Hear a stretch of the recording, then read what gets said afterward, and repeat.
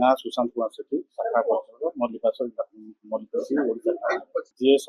ସବୁବେଳେ ଆସିଥିଲେ ତାଙ୍କର ଭାଇ କଲରା ମୁଣ୍ଡା ତାଙ୍କର ଭାଇ ଜିତୁ ମୁଣ୍ଡା ନେଇକି ଯିଏ ଆସିଥିଲେ ସେ ପ୍ରଥମେ ଆସିଲେ ବ୍ୟାଙ୍କରେ ମୁଁ ମୋର ଭଉଣୀର ଖାତାରେ ପଇସା ଅଛି ଯାହା ମୁଁ ନେବି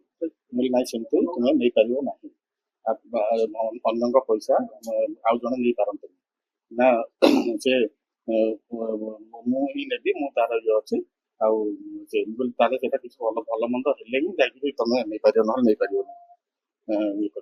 ତେଣୁ ତମକୁ ମୃତ୍ୟୁ ପ୍ରମାଣ ପତ୍ର ଦରକାର ମୃତ୍ୟୁ ପ୍ରମାଣ ପତ୍ର ଆଣି ସାରିଲା ପରେ ଯାଇକିରି ନମିନି ସେଟଲମେଣ୍ଟ ହବ ହେଲେ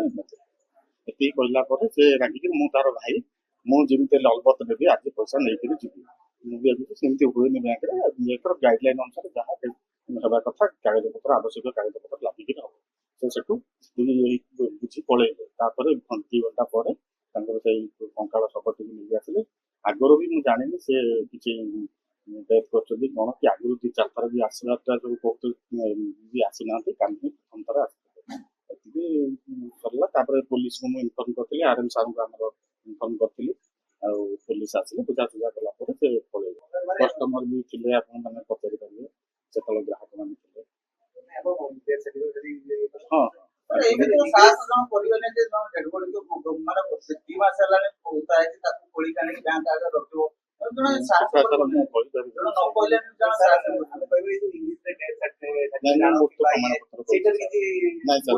ନାଇଁ ସାର୍ ମୁଁ ମୁକ୍ତ ପ୍ରମାଣ ପତ୍ର କରୁଛି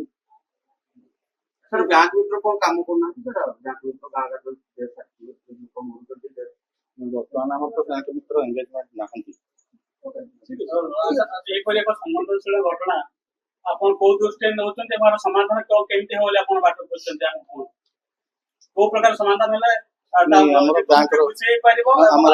ମାନେ ନିଜର କର୍ମ ପ୍ରତି ଆପଣ ତୃପ୍ତି ପାଇବେ ଆମର ବ୍ୟାଙ୍କର ଯାହା ଗାଇଡଲାଇନ ଅଛି ସେ ଅନୁସାରେ ଆମେ ଯେତେ ଶୀଘ୍ର ପାରିବା ସେଟଲମେଣ୍ଟ କରିବୁ ଏବଂ ତାଙ୍କ ପଇସା ତାଙ୍କୁ ତାଙ୍କ ପରିବାରକୁ ହସ୍ତାନ୍ତର